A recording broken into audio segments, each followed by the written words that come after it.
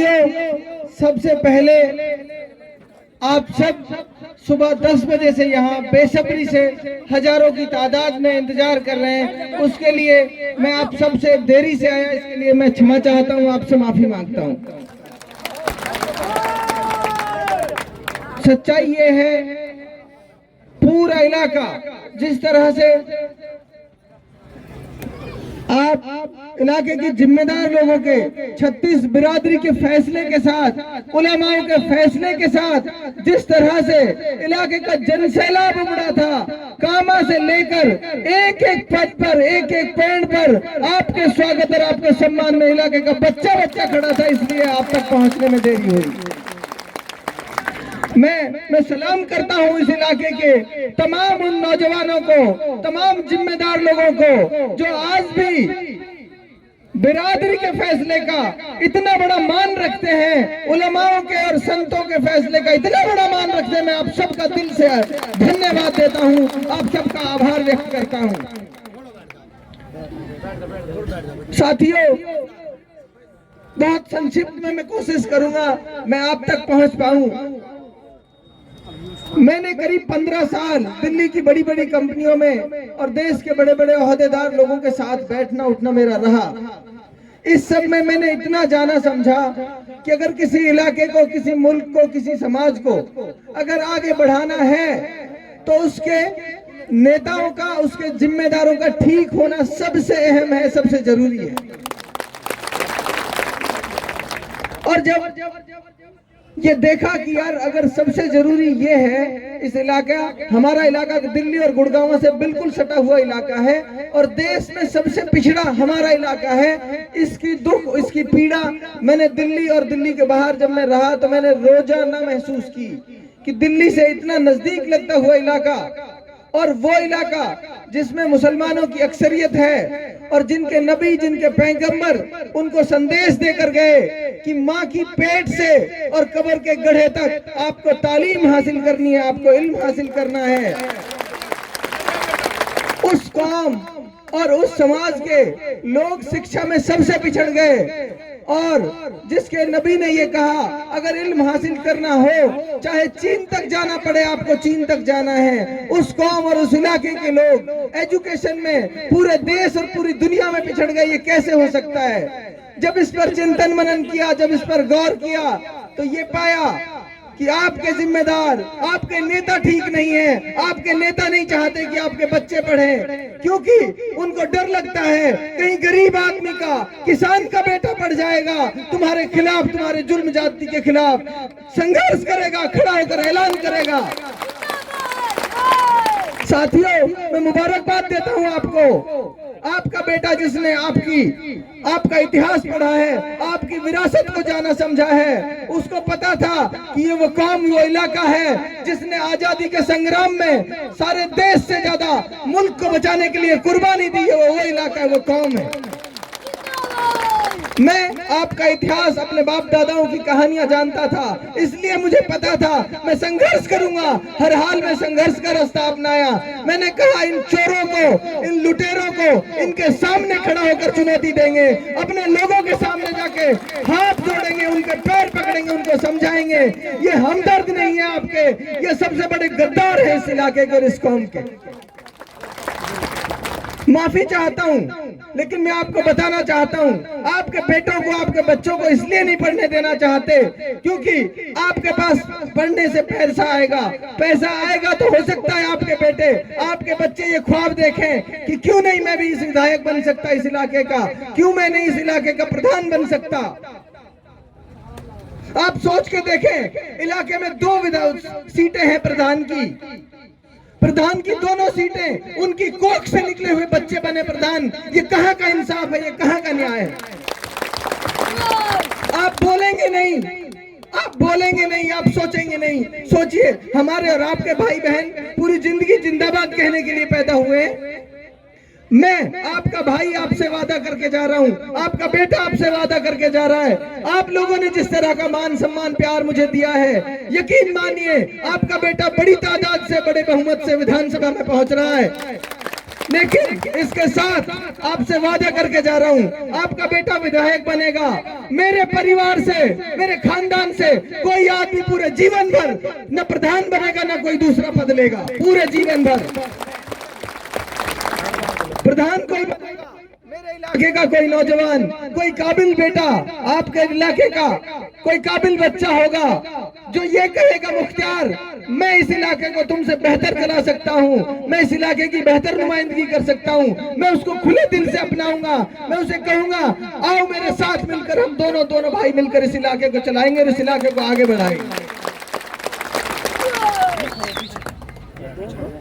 एक और मैं आपसे बात कहना चाहता हूं जो मैंने महसूस किया। साथियों, जिस जगह से हम इस लड़ाई को, जिस जगह से हम इस आंदोलन को लेकर आए हैं, यकीन मानिए लोग हंसते थे हम पर। लोग कहते थे यार दीवार से सर टकराने जैसी बात है, दीवार में सर देकर मारने वाली बात है, पहाड़ से टकरा रहे हो। मैंने कहा हम अपना इतिहास जानते हैं, पहाड़ तो क्या, कितना भी बड़ी चट्टान हमारे सामने आ जाए, अगर हम हक के रास्ते पर हैं, सच के रास्ते पर हैं, तो उस पहाड़ को उलांट के जाएंगे, उसको पहाड़ के पार जाएंगे। मैंने इस लड़ाई में जो महसूस किया, हमारे इलाके के नौजवानों के अंदर एक अजीब सा डर, एक अजीब सी दहशत मैंने महसूस की प्रशासन को लेकर।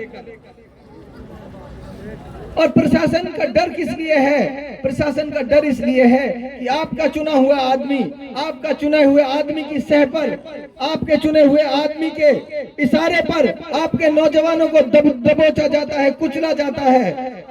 इसलिए कुचला जाता है कि आपकी जेब लूटनी है, आपके बेटों को नाजायज मुकदमों में फंसाकर, झूठे मुकदमों में फंसाकर उनकी जेब लूटी जाती है। और लूटी इसलिए जाती है कि आधा पैसा विधायक के पेट में जाता है, आधा पैसा पुलिस प्रशासन के पेट में जाता है। आपका भाई विधायक बनेगा, पुलिस वाले की किसी की हिम्मत नहीं होगी सड़क पे खड़ा होकर किसी आदमी को रोक जाए।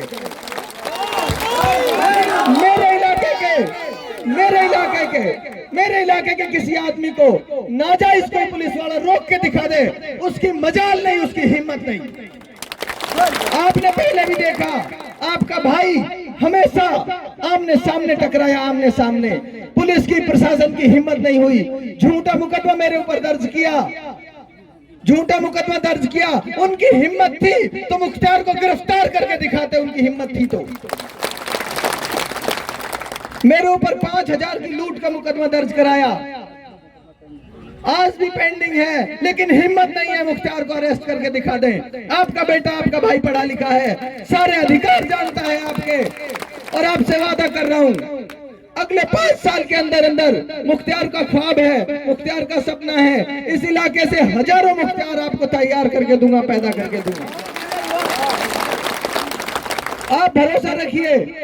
अब से 5 साल पहले, 8 साल पहले 2015 में जब मैंने सीए क्वालिफाई किया था, तब भी मैंने यही कहा था। एक पत्रकार बंधु ने मुझसे पूछा था कि आपका सपना क्या है, आपका ख्वाब क्या है। मैंने ये कहा उस दिन भी उसको, मेरा ख्वाब ये है कि पूरी दुनिया में अच्छी शिक्षा व्यवस्थाओं की कहीं बात हो तो मेरे इलाके का भी नाम उसमें आना चाहिए कि उस इलाके में दुनिया की सबसे अच्छी शिक्षा व्यवस्थाएं हैं।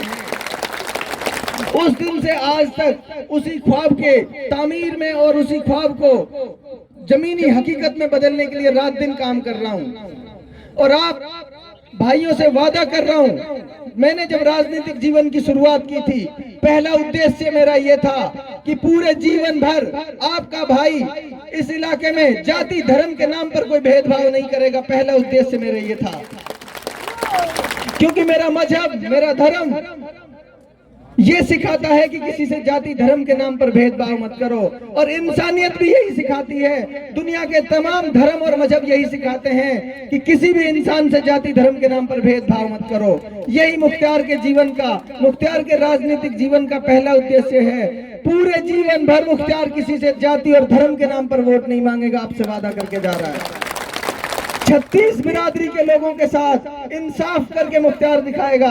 मुख्तार का भाई भी अगर गलत होगा, मुख्तार उसको इंसाफ की तराजू में तोल कर दिखाएगा और इंसाफ करके दिखाएगा। दूसरा मेरा उद्देश्य राजनीतिक जीवन में जब मैं आया, मैंने पहले दिन भी कहा, दूसरा उद्देश्य मेरा ये होगा, हर गरीब और अमीर आदमी के बच्चों को अच्छी से अच्छी तालीम देना मुख्तार का काम है, मुख्तार की जिम्मेदारी होगा। किसी भी आदमी को अपने बच्चों को पढ़ाने के लिए सोचने की जरूरत नहीं होगी। ये वीडियो है, सारे ऑनलाइन हैं, आप सब ये सब मौजूद रहेंगे। बहुत दिन की बात नहीं है, मात्र 20 दिन बाद ये रिजल्ट भी आ जाएगा। 20 दिन बाद से मेरा काम शुरू हो जाएगा। किसी भी आदमी को अपने बच्चों को पढ़ाने के लिए सोचने की जरूरत नहीं पड़ेगी। आप मेरे पास ले आना बच्चों को और कहना ये तुम्हारी जिम्मेदारी है, तुम्हारा काम है, हमारा नहीं। बहुत इलाके के तमाम जो मुद्दे हैं, इलाके की तमाम जो परेशानियां हैं, ये इलाका जिस इलाके में मैं खड़ा हूं, ये इलाका रोजगार का एक ऐसा केंद्र है जहां से इस इलाके की अर्थव्यवस्था चलती है, जहां से इस इलाके का रोजी रोटी चलती है। इस इलाके की रोजी रोटी जहां से चलती है, वहीं उस रोजी रोटी पर हर रोज डाका डाला जाता है। बारूद की पेटी पर 500 रुपए विधायक को जाते हैं, एक पेटी पर। जिस दिन आपके भाई की कलम में ताकत होगी, 5 पैसे अगर मैं किसी से बारूद की पेटी पर ले जाऊं, मुख्तार का कान पकड़ लेना। बारूद की पेटी जितने की आती है उतने की बिकेगी। रॉयल्टी के नाम पर चल रही गुंडागिर्दी, रॉयल्टी चल रही है, 50 रुपए टन की रॉयल्टी है और 65 रुपए टन लेते हो, 90 रुपए टन साथी बता रहे हैं। इसका मतलब 50 करोड़ रुपए हर साल, 50 करोड़ रुपए हर साल आपसे लूटा जाता है, आपकी जेब से। आपसे वादा कर रहा हूं, रॉयल्टी के नाम पर 1 पैसा आपसे गलत नहीं लिया जाएगा, 1 पैसा। व्यापारियों के संघ के साथ बैठकर इस इलाके की बेहतरी के लिए अच्छे से अच्छे रोड बनाने का काम आपका भाई करके दिखाएगा। बिजनेसमैन, जो आदमी बिजनेस करता है, 2 पैसे का धंधा करता है, उसके धंधे में जो आसानियां हो सकती हैं, जो आसानियां उसके लिए पैदा की जा सकती हैं, हर वो आसानी उसके लिए पैदा की जाएगी। इलाके के लोग जब पैसा कमाएंगे, इलाके के लोग के पास जब पैसा आएगा, तो ये इलाका अपने आप तरक्की करेगा, इस इलाके में अपने आप खुशहाली आएगी। इसलिए आपसे कहता हूं, ट्रक यूनियन की, मैं अभी आ ही रहा था उस बात पे, आपने याद दिला दी मुझे। ट्रक यूनियन के नाम पर ट्रक वालों की, गाड़ी वालों की, क्योंकि ये इलाका ऐसा है जहां पर बड़ी तादाद में गाड़ियों का काम है, ट्रक का काम है, ऐसी गुंडा पर्ची चलती है यहाँ पर ट्रक यूनियन के नाम पर। उस गुंडागिर्दी को रोकने के लिए भी 1 पैसा आपसे वादा करके जा रहा हूं, 1 पैसा किसी आदमी की जेब से 5 पैसे अगर चले गए, वो ये समझना मुख्तार के लिए उससे बुरा दिन कोई नहीं होगा।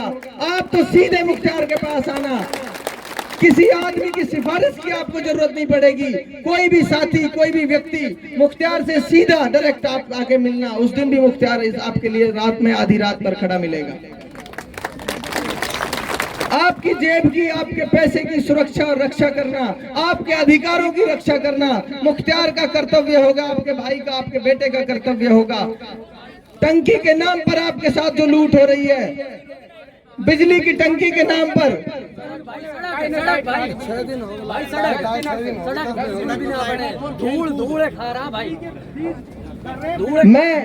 आप चिंता मत करो, टॉर्च का निशान आपको ऊपर वाले ने दिया है, तमाम अंधेरे मिटाने का काम करेंगे, तमाम अंधेरे। मैंने पहले भी कहा, फिर कह रहा हूं, जिस जगह से ये आंदोलन आया है, ये मान लो अल्लाह की बड़ी मदद, खुदा की बड़ी मदद आप लोगों के साथ है। टॉर्च का निशान आपको इशारा है, आपको संदेश है, आपको मैसेज है। जितना ज्यादा टॉर्च जलाओगे, जितने ज्यादा टॉर्च के निशान को दबाओगे, उतना ही अंधेरा आपका छटता चला जाएगा, अंधेरे के बादल छटते चले जाएंगे।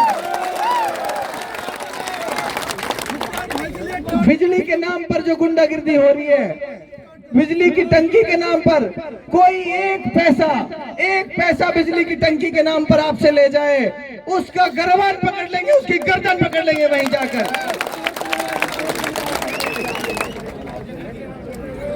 और सड़कों की जो बदहाली है, सड़कों की बदहाली, आप चिंता मत करो, कोई 1 सड़क में गड्ढा नहीं मिलेगा। 1 सड़क में मुझे 6 महीने का समय दे देना, खुद में कस्सी और फावड़ा लेके चला जाया करूंगा अगर कहीं गड्ढा मिल गया तो आपका भाई।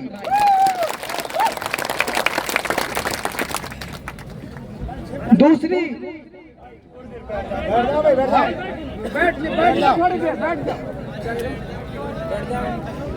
हाँ, साथियों, अब एक बहुत महत्वपूर्ण बात आपसे करने जा रहा हूं। आप चुनाव जीतने जा रहे हो, इसमें कोई शंका शुबा नहीं है, कोई शक नहीं है। लेकिन अभी बहुत सारे ठेकेदार आपके पास आएंगे, आपको डर दिखाएंगे कि फला जीत जाएगा, फला हार जाएगा। उनसे कहना, जब 90% लोग हमारे साथ हैं, हम कैसे हार सकते हैं? आप ये बता दो, गणित बता दो हमें। बीजेपी का डर दिखाएगा, कोई कांग्रेस का डर दिखाएगा, कोई किसी चीज का डर दिखाएगा।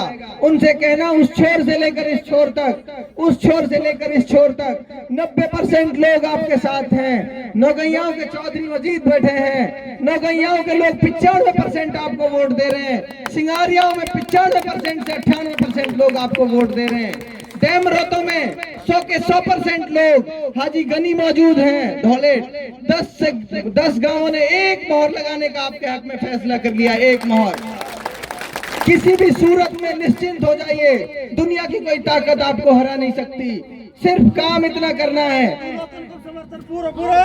और दूल्हों ने आपका जोश, आपका जुनून, जज्बा जो दिखा रहा है। और पहाटन की बात बता दूं, पहाटन की और दूलोतन की हुए कौन ज्यादा वोट देगा मुख्तार में? और फुला हाथ कर रखा। सुनो मेरी बात सुनो भाई, मुझे ज्यादा बताओ मत, मैं अपने आप कहूँगा, देखो सिखाओ मत। मैं इनको आदमी हूँ, मैं तुम्हारी कम बात मानूंगा, इनकी ज्यादा मानूंगा। भाई हाथ उठा के बताओ कौन कौन हम साथी तैयार हैं लड़ाई के लिए? दोनों हाथ उठा के, दोनों हाथ उठा के, दोनों। अच्छा सुनो मेरी बात सुनो, सारे लोग अपने मोबाइल की टॉर्च जला ले, सारे लोग मोबाइल की टॉर्च जला ले, सारे लोग अपने अपने मोबाइलों की टॉर्च जला ले, सारे लोग। मुख्तार भाई, मुख्तार भाई, मुख्तार भाई, हमारा नेता कैसा हो? सारे लोग टॉर्च जला के ऊपर रखे, टॉर्च जला के रखे ऊपर, सारे लोग, सारे लोग। इस तरह उजाला होगा आने वाली 25 तारीख। सोच के देखो किस तरह का माहौल है, सोच के देखो कितना खूबसूरत नजारा है। 25 तारीख को इस तरह खूबसूरत जगमगाहट होगी कामा विधानसभा के अंदर। और साथियों, आपको बताना चाहता हूँ, हिंदुस्तान और हिंदुस्तान से बाहर मेवात इलाके का जो आदमी रहता है, पूरी दुनिया में जहां मेवात इलाके का आदमी रहता है, वो आप लोगों के लिए दुआ कर रहा है, रात दिन दुआ कर रहा है। पूरी दुनिया के मेवात में के लोग जो दुनिया में रहते हैं, उन सब की कामा विधानसभा पर नजर है। आप सब पूरी ताकत अगले 10 दिन लगा दीजिए, पूरी ताकत। गांव गांव निकल जाइए, एक एक आदमी को समझाइए, एक एक आदमी को मनाइए। 90% नहीं, हमको 100 के 100% टॉर्च जलानी है, 100 के 100% टॉर्च जलानी है। कुछ साथी मुझे कहते हैं 98% हम वोट दे रहे हैं, 95 दे रहे हैं। मैं हाथ जोड़ के कह रहा हूं आपसे, जो 5% नहीं दे रहे वो हमारे भाई हैं, हमारे अपने हैं, उनको हाथ जोड़ के मनाना है हर हाल में। नौजवानों को जिम्मेदारी देकर जा रहा हूं, नौजवान साथी हाथ उठाकर करें, कौन कौन मनाएगा अपने रूठे हुओं को, कौन कौन मनाएगा?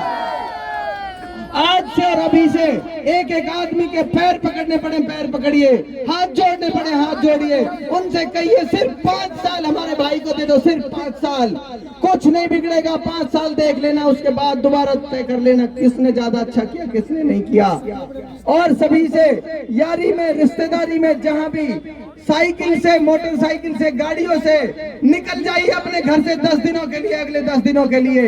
एक एक आदमी को जाकर पकड़ लीजिए, एक एक आदमी के हाथ पैर दबाइए, उससे कहिए हमारे साथ इस आंदोलन में शामिल हो जाओ।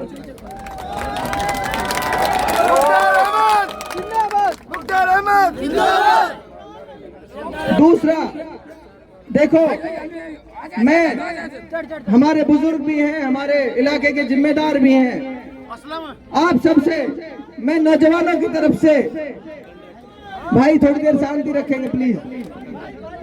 देखो बस 1 मिनट के अंदर बात खत्म कर रहे हैं हम अपनी, 1 मिनट के अंदर हम बात खत्म कर रहे हैं अपनी। मैं नौजवान साथियों की तरफ से, इलाके के बुजुर्गों को, इलाके के बड़ों को इतना कहना चाहता हूँ इन नौजवानों की तरफ से, मैं आपसे भीख मांगता हूँ इस बार तमाम मतभेद और मनभेद इन नौजवानों की वजह से भुला दो, इन नौजवानों के लिए भुला दो, अपनी आने वाली नस्लों के लिए भुला दो तमाम मतभेद मनभेद। और इस खानदान से पहले इस इलाके में जाति धर्म की राजनीति नहीं थी। इस खानदान ने इस इलाके में जाति धर्म का जहर घोला है। आपसे एक और गुजारिश करके जा रहा हूं, आप वो लोग हैं जिन्होंने पूरी दुनिया को मोहब्बत सिखाई है, पूरी दुनिया को मोहब्बत का पैगाम दिया है। सभी जाति धर्म के लोगों को, अपने भाइयों को गले लगाइए, उनसे कहिए कि आप भी हमारे साथ इस लड़ाई में शामिल होकर हमारी रहनुमाई करिए, हमसे आगे आगे चलने का काम करिए। और बिजली, अभी साथियों ने मुझे बताया कि 10 दिन से बिजली नहीं आ रही। मैं अभी जाकर शाम को जहां से भी आपकी बिजली ऑपरेट होती है मैं उनसे संपर्क करूंगा, पता करने की कोशिश करूंगा और कोशिश ये करूंगा कि कल के कल आपकी बिजली आ जाए, कल के कल।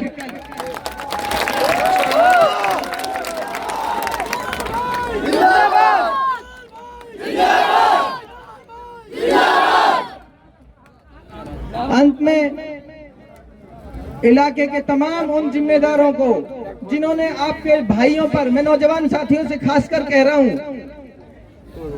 30 साल के एक नौजवान को, आपके भाई को, इलाके के उन तमाम लोगों ने जिनका तजुर्बा, जिनकी उम्र में से मुझसे आधे से ज्यादा बड़ी है, 80-80 साल के बुजुर्गों ने आपके भाई पर इस उम्र में भरोसा जताया है। आप उनको, उनके लिए तालियां बजाकर उनके इस फैसले का स्वागत और सम्मान करिए और उनको भरोसा दिलाइए कि जिस आदमी को आपने चुना है, जिस आदमी को आपने भरोसा किया है, हम इंशाअल्लाह उसको जिताकर विधानसभा भेजने का काम करेंगे।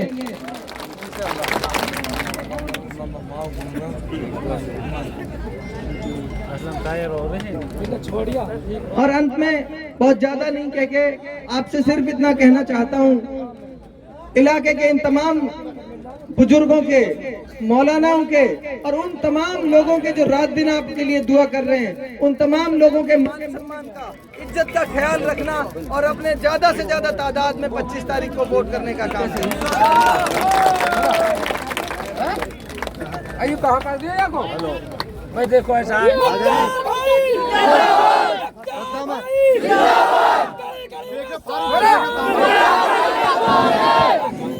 बस देखो भाई, 11 बजे से आप लोग बैठे हो, इसके लिए तो तहे दिल से, दिल के गहरे बहुत बहुत शुक्रिया।